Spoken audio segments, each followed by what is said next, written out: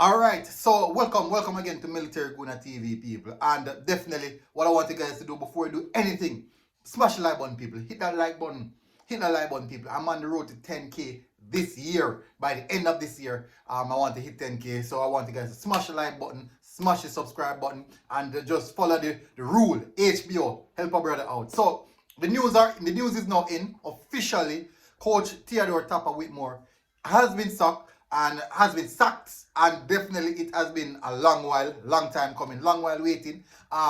This decision was actually made a long time ago, but final details were taking extremely, really long. I don't know why, I don't know the reason for that, but it has been quite disappointing, that particular part of it. But what we're seeing right now is that the news is coming out. Most people already got the news, and you'll be seeing. I'll be doing a live later on today on it. So yeah, this is just a quick update. Hopefully, you guys are doing well. What do you think about this? Is it too soon? Is it too late? Was it the right time? When would be the right time? So these are the questions that we have to ask, and we'll get into that when I do the live.